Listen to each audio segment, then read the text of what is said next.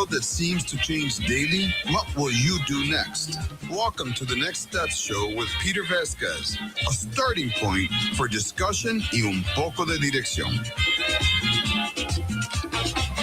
Yeah, mira, I know what I'll do next. Mira, I will become educated because life learning is the only way we're going to be able to survive and win against any tyrannical government. See, ladies and gentlemen, I mean, I hope that doesn't sound too sappy for Friday. You were probably thinking, oh, yeah, I'm going to go out and slam a straight whiskey bottle and make things great. Isn't that what they want to hear these days?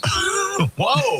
What got into you today? It's Friday. I don't know. You know, I look around sometimes. I have conversations that'll stick in my head and repeat, and I just kind of gotta shake my head and say, "Wow, do these people really live in planet Earth?" Sometimes, but I mean, hey, como es, see? But having good conversation and exposing it, Bob, it's what we do. How have you been? I haven't asked you that question. ¿Cómo estás, señor Sabah? Estoy bien. Estás bien. Me alegra saber. Because you know, today, Bob, we're going to have a guest that we've had on here before. No way. I think so. We've had him on before, right? Check it out. This guy's an investigative journalist and an author, which I think go excellent together because those guys who are out there in the front line, asking tough questions like Nick Bryant that we've had here before is the reason why or exactly where we get the truth from, I think, sometimes. You're making me nervous. I know. What if he asked me if I know Jeffrey Epstein? But well, listen, you know, this guy is also the director. Check what he directs. The EpsteinJustice.com. See there? Sir. And this is what I was afraid of. Listen, the last time it was on, you know, the thesis that we followed that we're going to continue on today, it wasn't complicated, amigos. It was simple. See, it was this. Evil endures when power hides behind privilege. And who gets the bill? Well, let's ask it. Señor, Nick Bryant, investigative journalist and author. Nick, thank you for joining me on the Next Step Show. Bienvenido.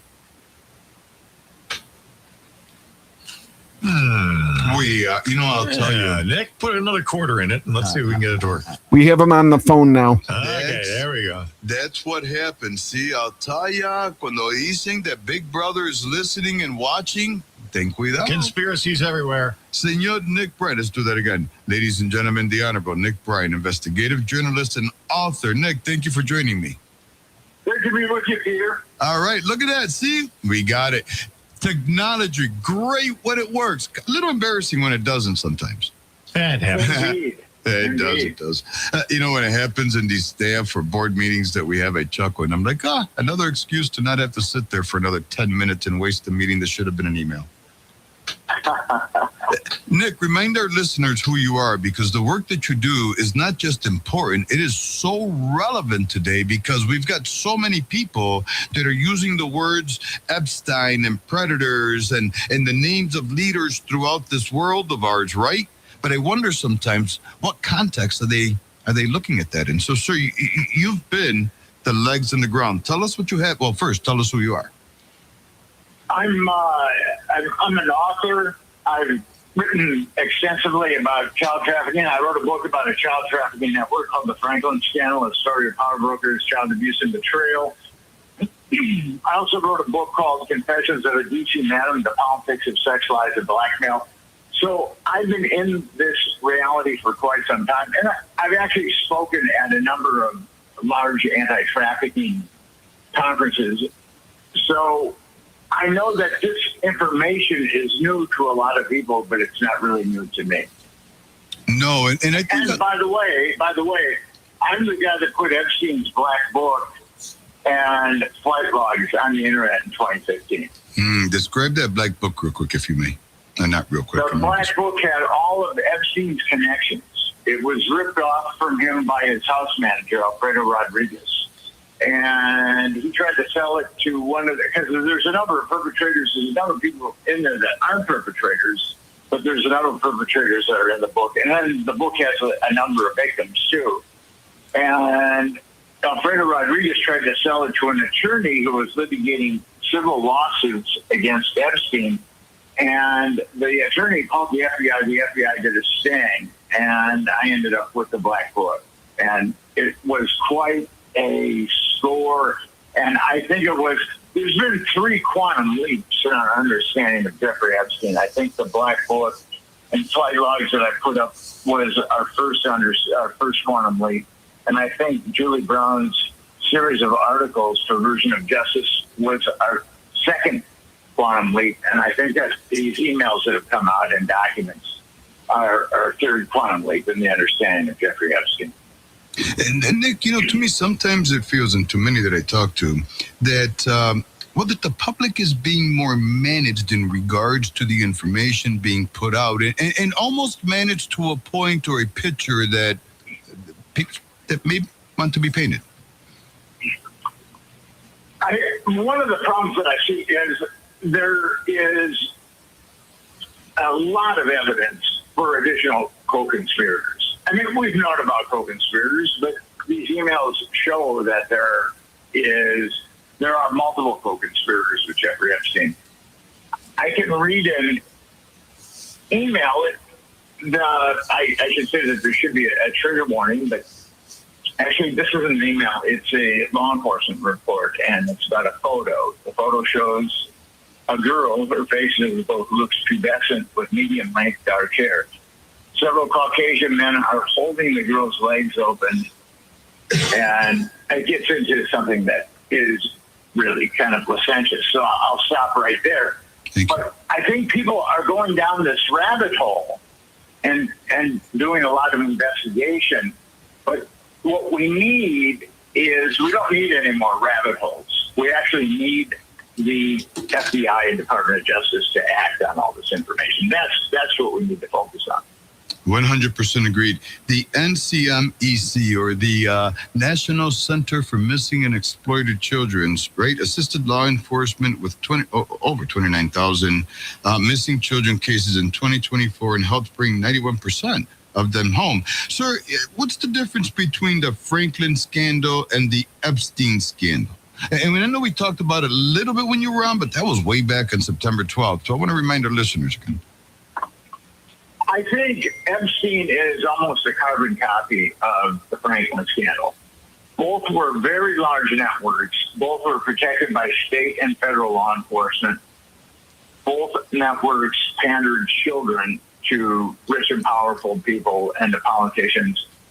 Both networks were wired for audiovisual blackmail, and both networks were intelligence assets. So they're very similar. And once I got the Black Book and I started calling, the victims told me about being flown to an island. The victims told me about being flown to an island. And at that point, I realized he was running probably an international pedophile network. So Nick, we've had people on here before that claimed that they were in conversation with victims and so forth. And I think this helps kind of the story become real for many. Are you able to share some of the stories that were shared with you, or the experiences while on the island? The island, according to the women that I've talked to that were there, it was essentially an orgy. It was one long orgy, and actually the girls didn't even get their own room on the island. There was like a room with bunk beds where the girls would sleep.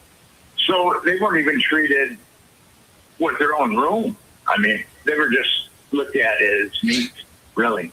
Nick, unfortunately. I had a former prisoner, a teenager. Well, she's an adult now, but when she was a teenager in Iran, she was imprisoned for having an opinion. And what you just described almost described the experience that she had in a third world country like Iran. Sir, a facilitator was convicted, right? Maxwell, I think, was the last name. But tell me something, though, because everybody's like, oh, yeah, the case was closed. People were convicted.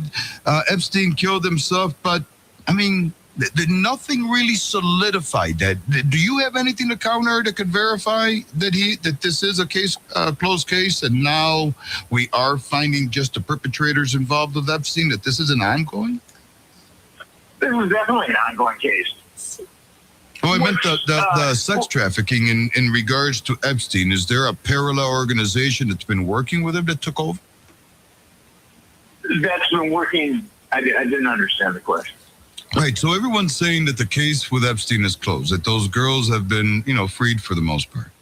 But he had some pretty powerful people in his Rolodex, in his black book. So it's hard for me to believe that a lot of these people that were engaged with Epstein at the island you just described, that they're not getting their, whatever they call it in that industry, from somewhere else in America or wherever. I think at any given time, there are multiple child trafficking networks in the United States that are being protected. Gotcha. Because I wrote the Franklin scandal, it was really the first book to really delineate a nationwide child trafficking network. I've kind of been a lightning rod, and people have contacted me over the years many, many times about being trafficked by this network or being trafficked by that network to powerful people. So I don't think that this is the end of child trafficking. There are other networks that are trafficking children in the United States as we speak. Absolutely. And the thing is, evil is real and it exists everywhere we go. But I'm glad to know that Epstein, a crazy evil empire, is itself taken down, that it wasn't just rearing his head. Ladies and gentlemen, you're thinking with Nick Bryant, investigative journalist. Mina, we'll be right back, right here from Peter Vasquez in the Next Step Show, WYSL, WLEA. Don't go nowhere.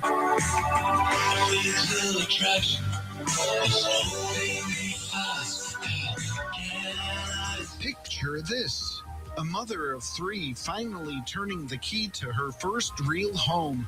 A struggling neighbor no longer sleeping in their car. A child with a warm bed and a full night's sleep. That's the impact of your support. At Cayuga Housing Council, we're not asking for charity. We're building change.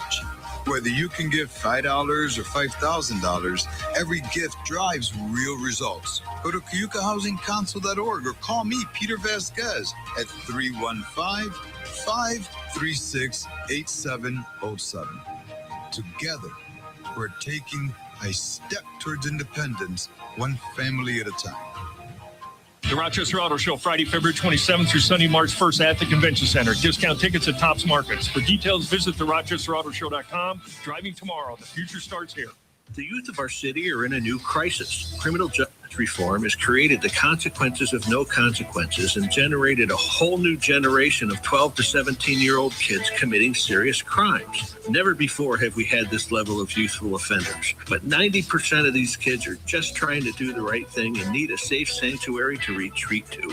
That's Rochester Youth for Christ. You can be a part of this solution by giving generously and regularly at yfcrochester.org/donate. Peter Vasquez and Next Step Show on the Voice of Liberty. Hey, thank you, Minister Mike. The program brought to you today and every day by Youth for Christ Rochester, yfcrochester.org. Back to Peter.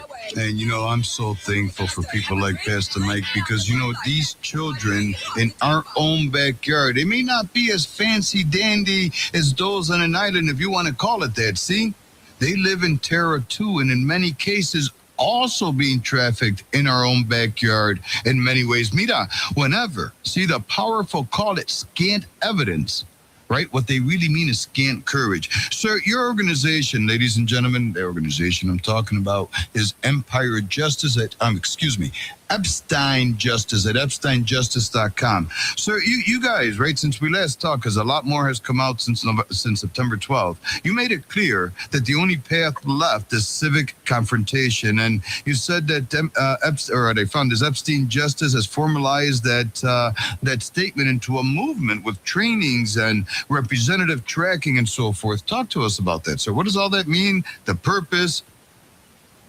Well, you were talking about the Epstein network being taken down, and the Epstein network, for the most part, has been taken down. But there's a couple.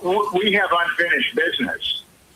We want an independent congressional commission to look into this case. And now with these emails, we need an independent congressional commission more than ever because there's a lot of horrific things in these emails, and they have to be investigated.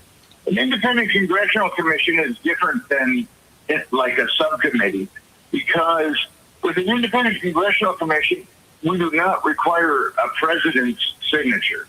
We just need a majority in the House and a majority in the Senate. And independent congressional commissions also farm out investigations to non-government personnel. And we're going to have to bounce this out of our political system and have non-government personnel actually investigate this. So that is the only way we're going to get truth. And we want two things. Epstein Justice is vying for two things that are relatively baseline morality. We want the government to tell us why they've covered up child trafficking, and we want the perpetrators to be prosecuted, because we know who the perpetrators are, we know who the procurers are. Without these documents coming out, we could have had indictments years ago, because we know who a number of the perpetrators or procurers are. The New York Times has named a number of the procurers. And all we have to do is impanel a grand jury and indict those women that we know who are procurers on multiple counts of child trafficking, which in the federal system that's a heavy sentence. It's 15 to life. And they start rolling over on the perps. Yeah. And there's lots of witnesses. If we could guarantee their safety, they'd be willing to testify against these perpetrators. And the numbers behind this are staggering. And it's sad to me that people that we've elected, people that we put our trust in, and from what I understand, there's even some people that may even use the word God in some of the stuff that they do there. Ladies and gentlemen, Mira, about 50 million people lived in modern slavery, see, in 2021, according to the UN. Isn't that something? I mean, Nick, that's just amazing to me. Hey, I saw a petition on change.org, right? That it seemed like a moral ledger, or on this whole Epstein thing, right? And it claimed that the DOJ said that there's no Epstein client list after exhaustive review. Is that a true statement? Is that one of your petitions? Yes, I believe that's our petition. We've got 77,000 signatures on that petition. Yeah, I can imagine this is a real issue. But the goal is, as I said, to get an independent congressional commission. It's really up to Americans whether or not we want to see justice here. If we're cool with our government, if you cover up a crime, you're aiding and abetting that crime. So if Americans are cool with their government aiding and abetting child trafficking, then we don't need to act. But if we're not cool with that, then we need to act. And I give lots of interviews to various podcasts, and I talk about Epstein Justice and independent congressional commissions, the only way we go. And then I see in the comments section, what can we do about this? I'm providing a solution. People are so alienated, and I think that there's two trends that are kind of superimposed upon one another. Help me understand. The left and the right are very polarized.